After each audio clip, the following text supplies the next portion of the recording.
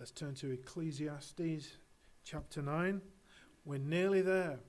One more sermon and we will have done Ecclesiastes, because next week I'm intending to get through to the end. So we're in chapter 9 verse 13 to chapter 10 verse 20.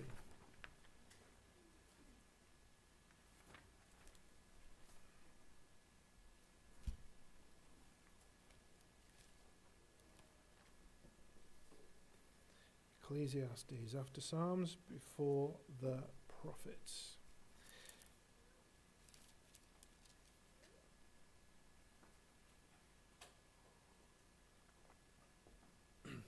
In case I forget, for those that would like their children to go to Sunday school, they'll do so after I've read this. But I'll probably forget, so I thought I'd say that now.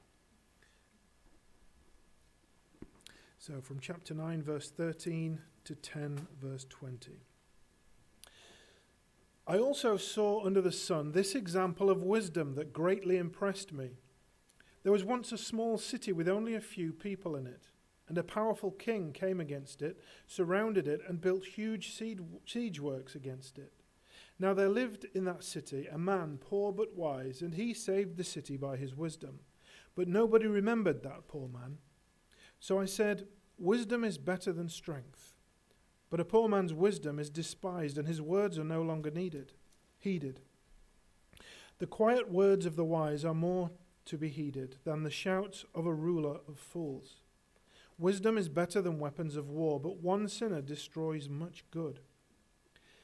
As dead flies give perfume a bad smell, so a little folly outweighs wisdom and honor.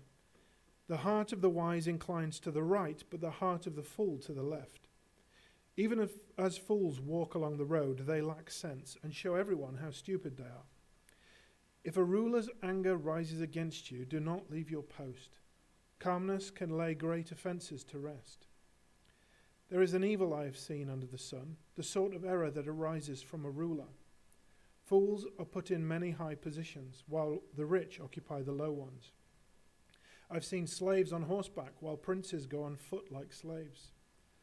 Whoever digs a pit may fall into it. Whoever breaks through a wall may be bitten by a snake. Whoever quarries stones may be injured by them. Whoever splits logs may be endangered by them. If the axe is dull and its edge unsharpened, more strength is needed, but skill will bring success. If a snake bites before it is charmed, the charmer receives no fee. Words from the mouth of the wise are gracious, but fools are consumed by their own lips. At the beginning their words are folly, at the end they are wicked madness, and fools multiply words. No one knows what is coming. Who can tell someone else what will happen after them? The toil of fools wearies them. They do not know the way to town. Woe to the land whose king was a servant, and whose princes feast in the morning. Blessed is the land whose king is of noble birth, and whose princes eat at a proper time, for strength and not for drunkenness. Through laziness the rafters sag, because of idle hands the house leaks. A feast is made for laughter, wine makes life merry, and money is the answer for everything. Do not revile the king, even in your thoughts, or curse the rich in your bedroom, because a bird in the sky may carry your words, and a bird on the wing may report what you say. In case you hadn't noticed, life is not fair. I don't know if you've ever noticed that. Just, it's the way it is, sadly. Remember a couple of weeks ago I mentioned that Iraqi 31-year-old lady, Mitra Mehrad. She had a PhD in counseling psychology, and she drowned in the Channel trying to get to England to help her countrymen. Criminals seem to get away with it. Bad things happen to good people. You try to do things the right way, and you're not rewarded for it. What's the point? Solomon, in looking at this question of the meaning of life throughout this book, he recognizes that reality, that it's just not fair. He's stated already that wisdom is good and that we should live wisely, but at the end of the day, it's just not valued. Life's not necessarily going to go well for you if you live wisely. And so he acknowledges that truth, and he tells us how to work in a world in which wisdom is worthless. In our text this morning, we have 4 observations about wisdom and foolishness in our upside-down world, and how to operate in it, in the unfairness of it all. So Solomon will tell us that wisdom is worthless, yet wisdom wins. Foolishness is favored, yet foolishness fails. And then finally, what to do about it all. So wisdom is worthless, verse 13 to 16.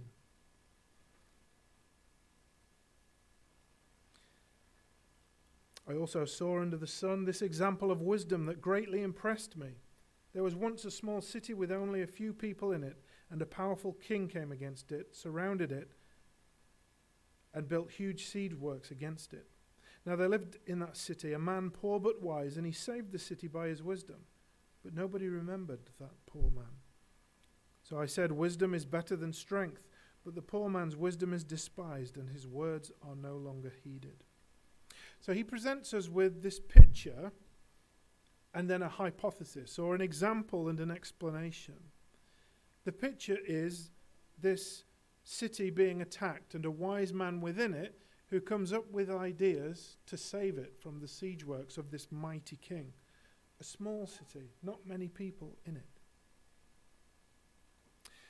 Those words, under the sun, remind us that Solomon's context for all of this is from man's perspective, not from God's perspective under the heavens, but from man's perspective under the sun. The weak here have prevailed against the strong with wisdom. Now, some have wondered if Solomon was talking about Archimedes, who's well known in the roughly 200 BC for frustrating the Romans at the city of Syracuse, because it was a small city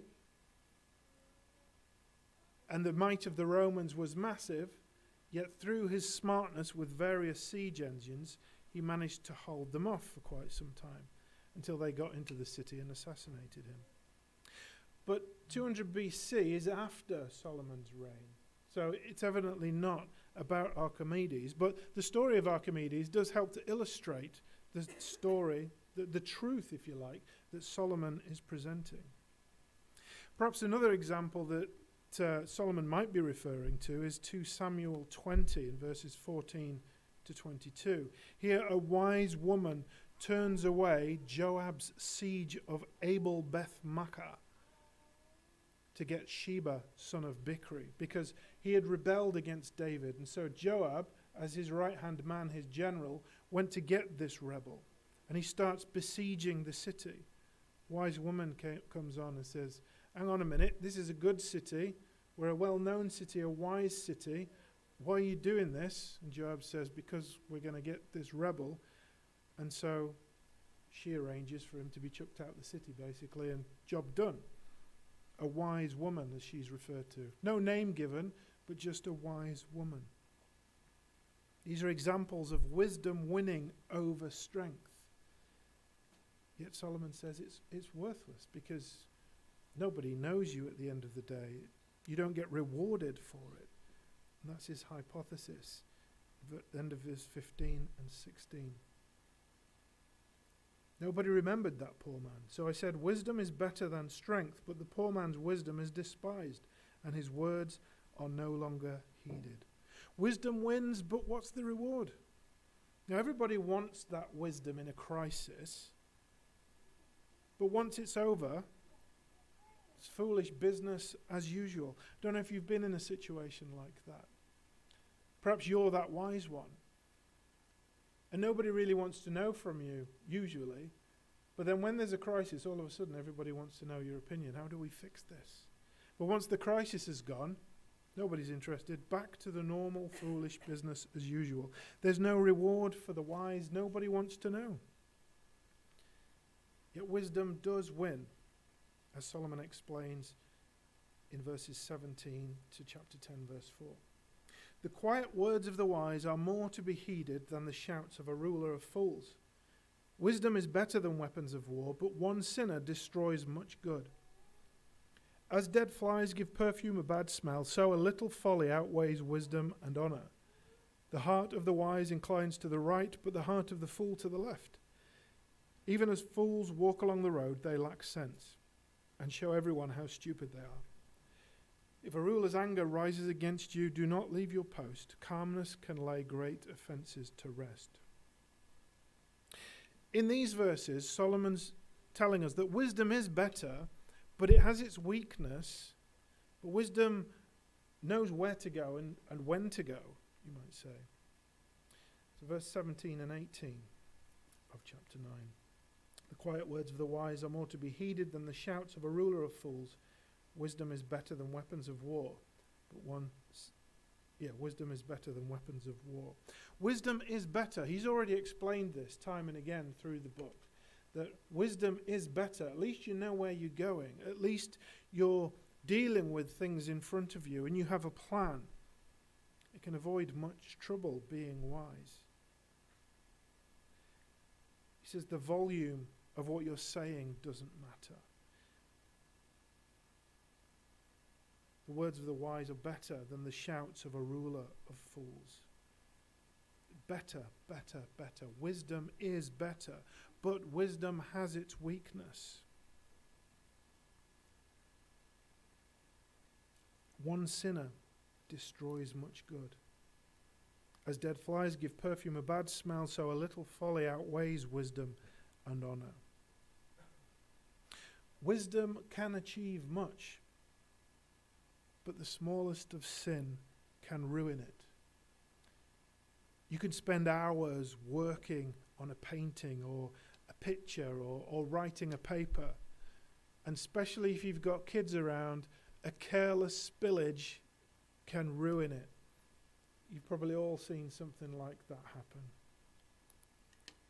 And it's not always the kids' fault, to be fair. It's often mine.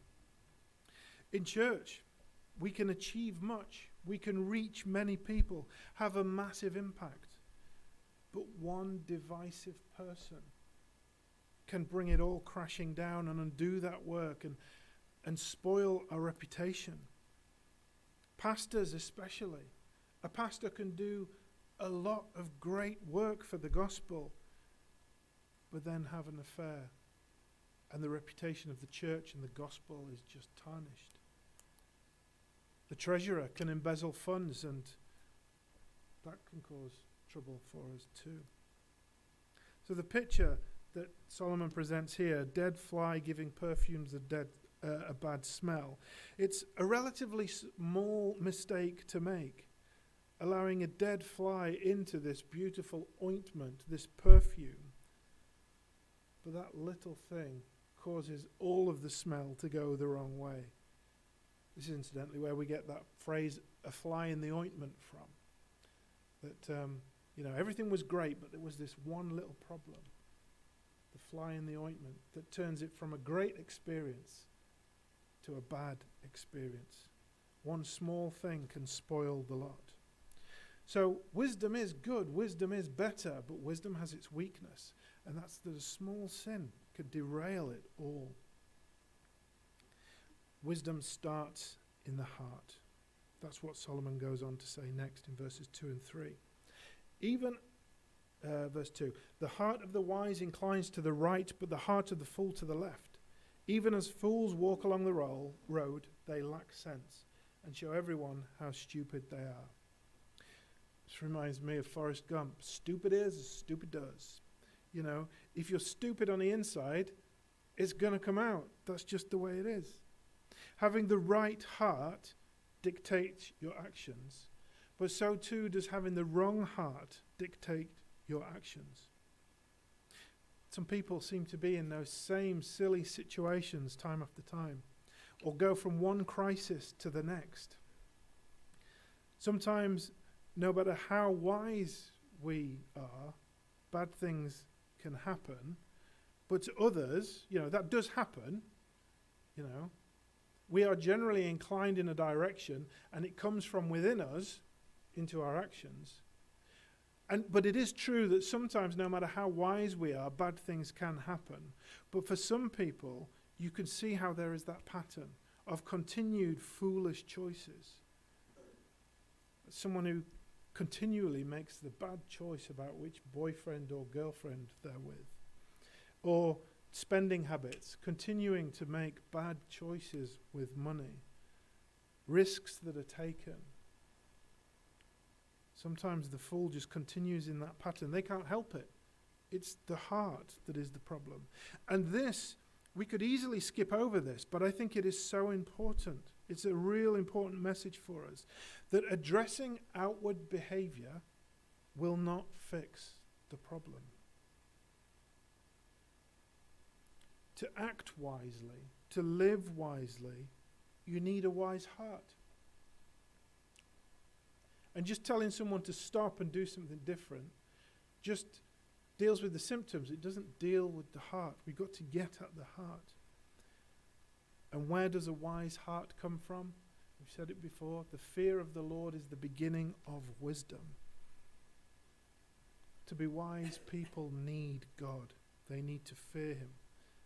So specific examples, I suppose. I think it's easy for us to see with children.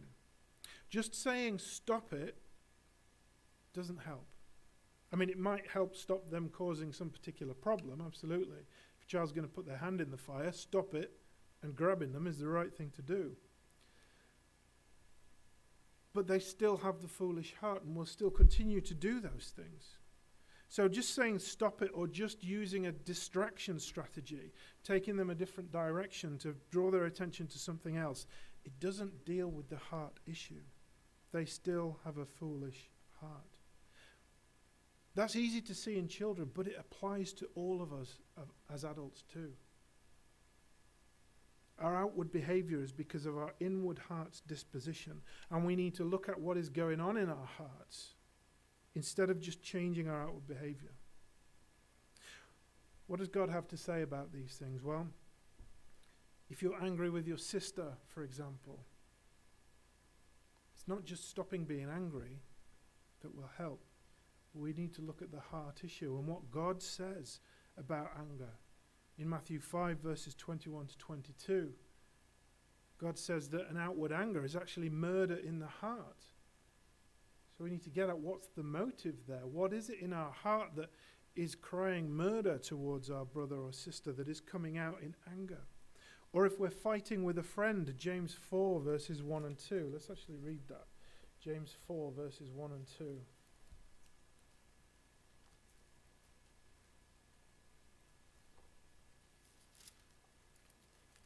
This is such an important verse. What causes fights and quarrels among you? Don't they come from your desires that battle within you? You desire, but you do not have, so you kill. You covet, but you cannot get what you want, so you quarrel and fight. James expresses the same thing that Solomon is saying. That the quarrels and fights, the outward behavior, is because of what you desire within. It's because of the disposition of the heart. Ultimately, you desire, but you do not have, so you kill. You covet, but you cannot get what you want, so you quarrel and fight. And James goes on to paint the picture that when the desire of our heart is not God himself, it's something else. That is idolatry. We need to put God on the throne of our hearts. When God is our desire, our outward behavior will be right. We need to change our heart before our behavior, because then if we don't, we're just dealing with the symptoms, not the cause. Solomon continues to teach us about wisdom. Its limits, yes. Its source, or the heart and how it affects what we do. But then he shows us that wisdom knows when to go. Verse 4. If a ruler's anger rises against you, do not leave your post. Calmness can lay great offenses to rest. He's given us another illustration of how wisdom acts. Have you ever known someone resign in the heat of the moment? When the boss gets angry or something doesn't go their way? How often do they regret it afterwards? I don't know if you've been that person ever. Sometimes it's best to hold your tongue. And there is a general principle in this that to de-escalate trouble, it's best to stay calm. A calm word can turn away wrath.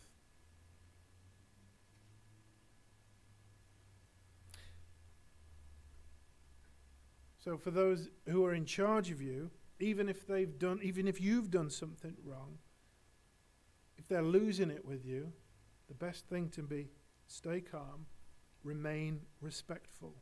Whereas a fool would just respond, you can't treat me like this. Who do you think you are? Don't you know I've got rights? But the wise person would be calm. For ruler's anger rises against you. Do not leave your post. Calmness can lay great offenses to rest. So in this, Solomon's given us various teachings on wisdom, on how to respond and how not to respond, and the weakness of wisdom as well. But some principles that we'll pull together when we get to the end of this. So he continues to talk about wisdom and foolishness and to compare them. That wisdom is better, wisdom wins, yet wisdom is not people find it worthless. Whereas foolishness is favored. Verses 5 to 7. There is an evil I've seen under the sun, the sort of error that arises from a ruler. Fools are put in many high positions, while the rich occupy the low ones. I've seen slaves on horseback, while princes go on foot like slaves.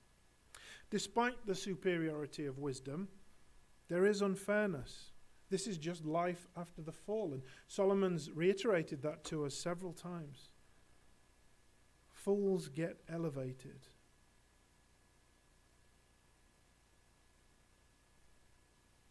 Fools get elevated while the wise or the rich seem to get humbled. It's just not fair. Wits or wealth don't determine the outcome a lot of the time. Sometimes it's not what you know, but who you know. This seems to be a picture he's painting here of that kind of nepotism. Rulers do this. They give favors, jobs for the boys. That tends to be the way it goes. And that's just the ebb and flow of life after the fall. I think we can all recognize that kind of thing going on in the world. The humble can be lifted up and the high can be brought low. Whether you deserve better or not, whether you're a prince, you can sometimes not be honored. And the criminals can sometimes appear to be lifted up. It doesn't seem fair that foolishness is favored. But the world's not really a meritocracy, is it? Otherwise, prosper, and that's just not the way it is. Solomon's remarkably real in his assessment of the world, is he not? That it's just not fair. So foolishness is often elevated or favored, but foolishness does fail. And he goes on to explain that in the next verse. He's talking to us about working without wisdom, or the furtherance of foolishness and the fate of fools. So various examples come up here of working without wisdom. Verses 8 to 11. Whoever digs a pit may fall into it. Whoever breaks through a wall may be bitten by a snake. Whoever quarries stones may be injured by them. Whoever splits logs may be endangered by them. If the axe is dull and its edge unsharpened, more strength is needed, but skill will bring success. If a snake bites before it is charmed, the charmer receives no fee. So these are illustrations of where foolishness fails. Strength isn't necessarily the best thing. If you're strong but without wisdom, you can cause yourself some problems. And at the end of verse 10, he summarizes the safeguard in all of this. Be wise in it. That well-known parable, I suppose, a word of wisdom, that instead of just working hard with your axe, take time to sharpen it. Or the phrase, sharpen your saw, is often said. Take the time to sharpen your saw and you'll be more efficient and get through what you need to. Skill, that's exactly the same word for wisdom in the Hebrew. Skill is wisdom. Wisdom, you could say, is skillfully living according to God's ways. So wisdom will bring success. Whatever you do, wisdom more likely brings safety and success instead of just plugging on in a foolish manner. Proper preparation and planning prevents poor performance. Don't know if you've heard that one. That's all that Solomon's talking about here. Wisdom in that respect. Wisdom in work. Working without wisdom will cause its problems. And so, having explained that to us, Solomon then talks about the furtherance of foolishness and its future. Verse 12. Words from the mouth of the wise are gracious, but fools are consumed by their own lips. At the beginning, their words are folly. At the end, they are wicked madness. And fools multiply words. Wise people, whatever's happening, are gracious with their words, whereas fools cause trouble for themselves and others and don't know when to stop. They just keep digging a hole and digging a hole, saying the wrong thing. And it often comes back to bite them. What starts off as merely foolish just continues into utter insanity. I think we can see this in the grand scheme of things. When you look at the foolishness of rejecting God, how our generation started off just rejecting God. Generally speaking, church was on the decline. And look where it has gone in terms of the sexual revolution, the homosexual revolution, and now the transgender revolution. That's just madness that people would call man, woman, and woman, man. Or say there's something like 145 different genders at the moment. It's madness. Even well-educated scientists, biologists who know that DNA has X chromosomes and Y chromosomes affirm that stupidity. I'm no scientist, but I know what God's word says. And it says he created them male and female. In his image he created them. It's as simple as that. To say anything different is insanity. That's on the grand scheme of things. But then on an individual level, I don't know if you've maybe done it yourself or certainly seen someone else do it. To tell a small white lie, perhaps to justify a sin or to hide a sin. But it gets bigger and it gets bigger and it gets bigger. And you end up trying to tell insane lies and it just gets out of hand where everybody else can see it, but you can't. Solomon brings us to the fate of fools. Verse 14. No one knows what is coming. Who can tell someone else what will happen after them?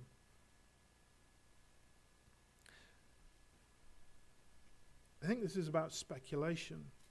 Fools have a lot to say on stuff that they know nothing about. And we don't know the future. We don't know how to think about the now, let alone the future. I think this is Solomon. If Solomon was to put this into practice, he'd be effectively saying to someone, just shush, stop talking. Deal with what's in front of you. Be wise, be gracious about it. But stop digging a hole by talking foolishness. Verse 15, the toil of fools wearies them. They do not know the way to town. So Solomon's telling us that foolishness leads to speculation. Certainly that's a New Testament idea that's picked up as well. Foolishness leads to speculation, but also to fatigue. The toil of fools wearies them. They do not know the way to town.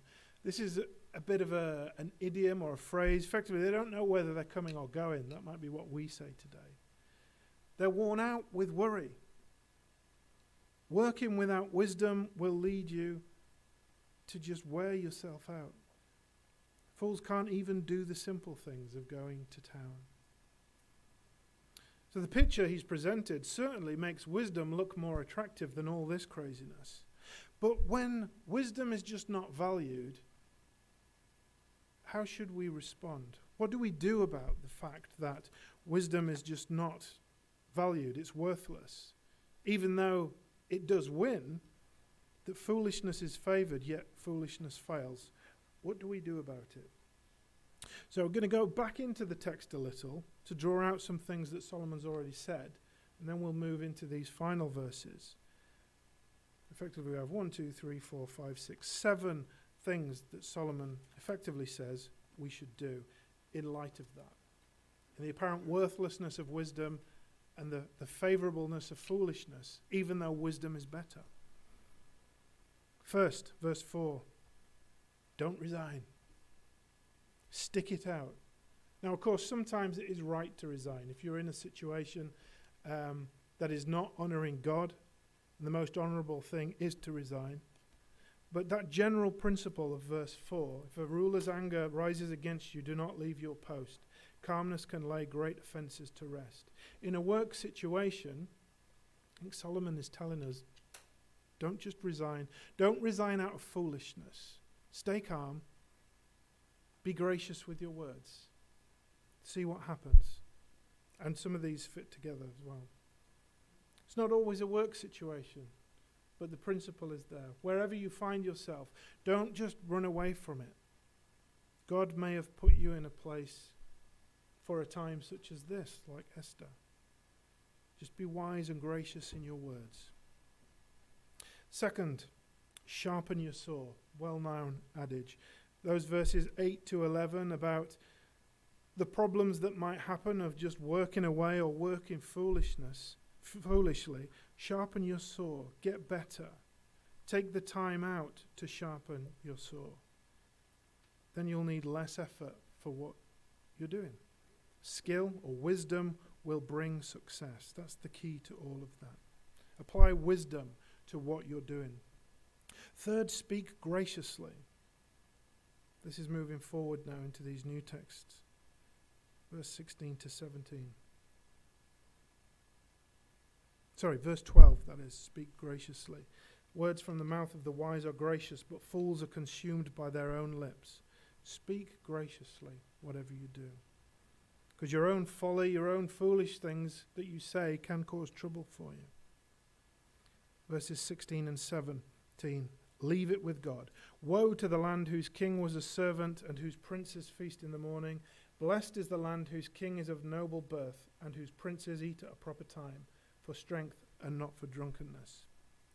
Solomon's effectively saying leave it to God here. I mean, he is pronouncing that generally, yes, it's going to go well for those when they're kings of the right character and when a country does things right. And it's not going to go well for those who have the wrong people in leadership. But this invoking of woes and blessing, it's as if to say, let God do it. Because who is it that's going to do the cursing, the woeing? And who is it that's going to do the blessing? But God. Leave it to God. Because we don't know the future.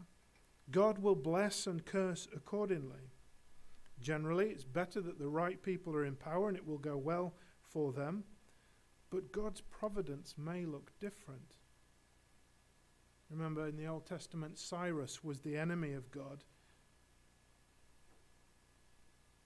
Yet God blessed the people of Israel through Cyrus by enabling them to rebuild Jerusalem. We need to leave it to God. You might have thought on one level the Israelites might rebel and rise up against Cyrus. That might be the right thing to do, surely, against an ungodly leader. No. They sought the good of the city in which they lived, and the Lord used Cyrus to take his people back to Jerusalem and rebuild it. Similarly, we're not to rise up against apparently bad leaders, but to leave it to God, leave it with God. We don't know the future. God's providence, God even uses bad for good. Next point, don't be lazy, verse 18. Through laziness the rafters sag, because of idle hands the house leaks. If you're ever tempted to think it's not worth it, why do I do the right things when foolish people or sinners just seem to prevail? Well, who is it that you serve? You serve God. It might not be worth it in terms of the reward that you get in this life, but ultimately we need to do things God's way. We need to do things wisely. And we shouldn't compare with other people, should we? We should serve God. And then enjoy God's blessings, verse 19 A feast is made for laughter, wine makes life merry, and money is the answer for everything. It's important that we don't take that verse, and money is the answer for everything, out of context. Solomon's already told us the problems with money, and that all of this must be in the context of fearing God. But God does provide his people for his plans. He gives us what we need to carry out his ministry, and money can be helpful. We should enjoy his blessings. And lastly, don't curse a king. Do not revile the king even in your thoughts, or curse the rich in your bedroom, because a bird in the sky may carry your words, and a bird on the wing may report what you say. In sum, respect authorities. As we've already seen through Solomon's teaching, God put them there. And these things connect together. We don't know necessarily what God has got planned. He could use evil rulers for his own ends. And we're to respect them for the authority that God has given them, not because of who they are in their own right. So in all of this, Solomon's given us 4 observations about wisdom and foolishness in our upside-down world, where the wrong people seem to prosper and the wise are seen as worthless. First, wisdom is worthless, yet wisdom wins. Wisdom is right. Third, foolishness is favored, yet. Fourth, foolishness fails ultimately. And how should those faithful to God respond? Be wise. The fear of the Lord is the beginning of wisdom. Solomon's message to you, if you don't know God, is you can't ultimately be wise, because wisdom is about living life in accordance with God's ways. And step 1 in that is knowing him. Jesus said, I am the way, the truth, and the life. No one comes to the Father except by me. You must know Jesus Christ and have faith in him, that he paid the price for your sins. Because otherwise, you're either burying your head in the sand, not living life in light of the judgment that comes when you die, or you're trying to work through life in your own strength. I'm good enough. When I get there, it's all going to be good because I've lived an okay life. I'm not as bad as the next guy. But that's not what it's about. God's standard is 100% fulfillment of his rules. And we've all fallen short somewhere. The only person who didn't fall short was Jesus Christ. And so we have to put our faith in him having ticked the box, him having fulfilled God's standard and paid that price for us, or we pay the price ourselves in eternity. So the fear of the Lord is the beginning of wisdom, and the fear of the Lord means coming to God in repentance and faith in Jesus Christ. Meanwhile, for those of us that do fear the Lord and are at least at the beginning of wisdom, Solomon tells us to stick to your post. Stay where the Lord has got you. Sharpen your saw. Be wise in what you're doing. Speak graciously. Leave injustice with God. Don't be lazy. Enjoy God's blessings and respect the authorities. So the ultimate answer to life, the universe, and everything, as Solomon is now in his conclusion. We've got one more sermon to go, but he's begun his conclusion. Those are his big principles. Be wise. It starts with knowing God, but then these simple 7 principles. Stick it out. Trust God. Be wise. Leave injustice with God. Don't be lazy. Enjoy God's blessings and respect authorities. All of this is in the context of, in life, the one sure thing is death. Judgment is coming. But if you believe in Jesus Christ, you face a different kind of judgment, where it will include rewards for what you've done. Because the cost of the things that you didn't do, or the things that you did wrong, he'll have dealt with. All that remains for us who know him is to remember who we serve, to trust him, and to be faithful. Let's pray.